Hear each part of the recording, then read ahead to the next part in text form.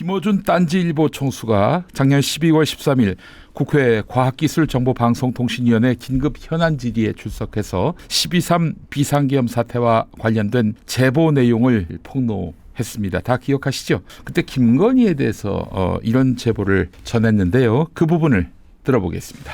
김건희 씨가 계엄 후 개헌을 통해 단어를 그대로 사용하자면 통일 대통령이 될 것으로 믿었고 지금 현재도 여전히 믿고 있다고 하여 이 역시 어제 담화를 통해 본 윤석열의 끝까지 싸우겠다는 의지로 보아 혹여라도 우리 공동체에 어떤 위험이 될 소지가 있다면 불완전한 채로 공개해야 한다고 판단해 이 자리에 왔습니다. 네, 김건희가 대통령이 되려 한다. 이 이야기는 이미 김용민 TV에서는 구문이지요. 지난 9월에 김건희가 주변에 힐러리를 모델로 해서 자신의 대권 도전 꿈을 이야기했다는 설을 전해드렸습니다. 사실 그 무렵 김건희는 정확하게 9월 11일 세계 자살 예방의 날을 맞아서 서울 마포대교를 시찰했습니다. 하얀 티셔츠에 바지 차림으로 경찰들에게 지시를 하는 듯한 장면, 여러분 다 기억하실 겁니다. 이를 두고 한 언론인은 윤석열이 해야 할 역할을 영부인이 훌륭하게 대리하는 것에 포커스를 맞추려는 듯 정교하게 포장해서 공개했다. 이렇게 평가하면서 단순히 대통령 배우자가 자살 예방을 강조하기 위해 한강의 다리를 시찰한 것이 아니라 다분히 정교하게 기획된 정치적 미장센으로 보인다라고 했습니다. 미장센,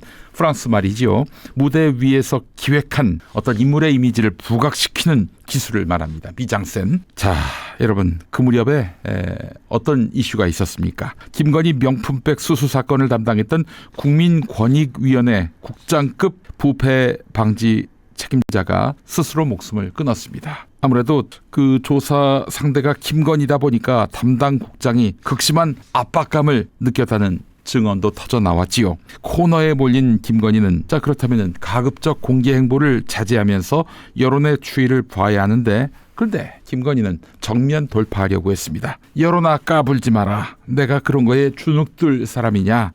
그래, 나 사실상 국정 운영하는 사람이야. 대통령 머리 위에서 꼼꼼하게 챙기는 사람이라고. 아니 사실 내가 대통령이야. 이런 메시지를 대중에게 주려 했다. 얼마나 자신감이 넘쳤으면 그런 사고를 할까 싶지요. 김건희 대권 도전설은 어제 오늘의 이야기가 아닙니다. 자기가 사실상 윤석열을 허수아비로 앞세우고 섭정을 했지요. 이때 힐러리 언급을 했다는 거예요. 클린턴 미국 대통령의 배우자였던 힐러리는 남편의 국정 운영에 세세하게 관여하면서 정치적 조력자 그 이상의 역할을 했고 끝내 민주당 대선 후보로 나서기도 했습니다. 기억하시잖아요. 2015년이었군요. 이 언론인이 했던 말이 또 있습니다. 한동훈에게 보낸 문자 익십당했던 거 아닙니까? 그 파문 때 한동훈과 정말 돌아올 수 없는 강을 건넌 것에 비유될 만큼 정치적 원수지간이 됐다고 볼 수 있을 텐데, 그때 김건희는 나는 내조형 영부인이 아니야. 정치에도 깊숙이 관여하고 있어. 이 신호를 강력하게 남겼습니다.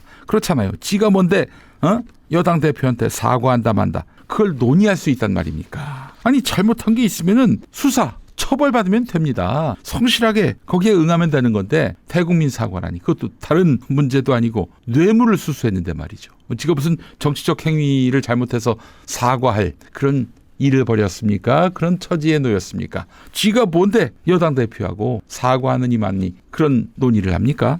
뭐 사실 지금도 김건희 대권 도전설을 이야기하면 뜨악하실 겁니다. 김건희 대권 도전설을 일종의 과대망상이자 말도 안 되는 얘기라고 치부할 분들도 있을 것 같습니다.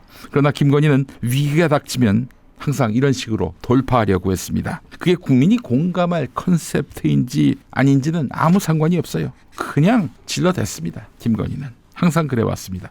이런 가운데 봉지 뉴스타파 기자가 오늘 아침 SNS에 김건희 대권 도전설을 언급했습니다. 이상 징후가 포착돼서 취재 중이다. 뭐 이렇게 말했다고 하는데요. 제가 그래서 그 SNS를 보고 용산 쪽에 제 나름의 정보 라인에게 물어봤더니 간신 같은 측근들이 김건희에게 그렇게 권유하는 것 같다. 여사님, 이젠 여사님이 나설 때입니다. 대권 주자 누가 있겠습니까? 뭐 이런 식으로 꼬드기고 있다. 이런 해석이 가능한데요. 확인된 것은 아니지만 만약 그것이 사실이라도 저는 놀라지 않습니다. 윤석열의 파면은 거의 100%라고 보시면 되겠습니다. 만약 윤석열이 직을 잃으면 내란 수사는 급물살을 탈 것이고 그럼 김건희가 12월 3일 밤 본인이 했던 역할도 결국 드러나게 될 것입니다. 그 이전에 이미 사실로 확인된 2022년 지방선거, 2024년 총선 개입과 관련해서 김건희는 당장 구속돼도 어색하지 않을 범죄 혐의가 확인됐습니다. 그뿐입니까? 이채양명주 다 아시죠? 이채양명주 이는 이태원인데 이태원 참사와 관련해서 김건희가 어떤 연관관계가 있는지 그 부분은 잘 드러나지 않습니다만은 나머지는 다 김건희에서 비롯된 의혹 이슈들입니다. 이채양명주에서 이는 빼고 채병 사건 아니겠습니까? 채병 죽음의 원인 제공자 임성근을 봐주려고 했다. 이 이슈 아직 제대로 규명되지 않았습니다. 그리고 이채양 서울 양평간 고속도로 자기 가족 땅으로 노선을 변경한 의혹, 그리고 이채양명 명품백 뇌물수수, 이채양명주 주가 조작. 여기서 명품백과 명품백 뇌물수수와 주가 조작 수사무마 이 사안에 더해서 인천세관 마약 수사 무마까지 김건희는 일단 감옥 가면 영원히 나오기 힘든 범죄 혐의에 여러 건 연루돼 있습니다. 김건희가 명리학자한테 이렇게 물어봤다는 거 아닙니까? 저 감옥 가요? 네, 구속 여부가 김건희에게 얼마나 중요한 문제인지 알 수 있는 대목입니다. 김건희가 대권 도전에 끌려하는 이유는 대권주자라는 이유로 수사를 피할 수 있기 때문입니다. 당장 남편이 대통령직을 벗게 되면은 그대로 수사선상에 올라가게 되고 비바람을 피할 수가 없잖아요. 그러나 대권주자로 나서게 되면 이건 좀 얘기가 달라진단 말이죠. 만약에 대권주자를 상대로 해서 수사를 벌인다? 그러면 정치 탄압으로 이렇게 비춰질 수가 있다는 것이죠. 그리고 이재명에 비해서 시덥지 않은 여권 대선주자 여론조사 결과를 한번 보겠습니다. 정말 시덥지 않습니다. 이낙연, 이준석까지 붙인 사자 대결에서 이재명은 49 아니면 50입니다. 어떤 후보를 만나도 말이죠. 여권에서 가장 많이 나온 사람이 김문수 29, 그다음 오세훈 21, 홍준표 22, 한동훈 16입니다. KPI 뉴스와 리서치 비유 조사 결과입니다. 오늘 아침에 나온 건데요. 한마디로 게임이 안 됩니다. 이재명에게 그 어떤 여권 대선 주자도 그야말로 경쟁력이 없어요. 그렇다면 윤석열에 대한 지지를 온몸으로 안고 있는, 그래서 경쟁력이 있다고 볼 수 있는 사람 김건희밖에 없다고 김건희는 착각하고 있는 것이죠. 윤석열이 석방됨으로써 지금 여권 대선 주자들 쏙 들어갔습니다. 여권 대선 주자 거론하는 사람이 없어요.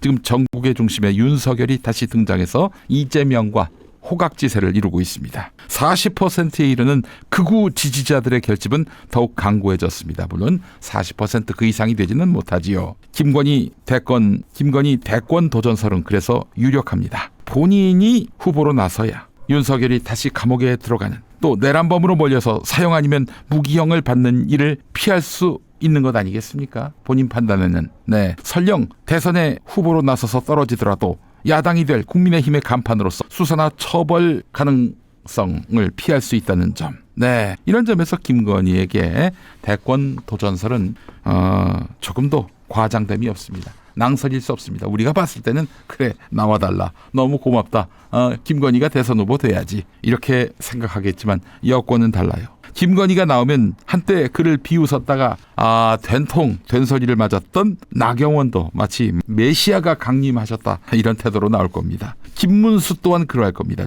뒤에서 욕하긴 하겠지만은 김건희가 대선 후보 나온다고 하는데 누가 말릴 수 있겠어요? 응? 오세훈, 홍준표 말할 것도 없습니다. 아마 한동훈도 조만간 여사님을 뵙고 싶다 아마 이렇게 말할 거예요. 기회주의 정당은 다루기 쉽습니다. 김건희도 국민의힘이 반대하면 어떡하나 그 염려는 아마 안 할 것입니다. 또 음모론이냐 이렇게 말씀하실 분들이 있을지 모르겠습니다. 제가 총선 직후부터 계엄 걱정했을 때도 들었던 말입니다. 또 음모론이냐.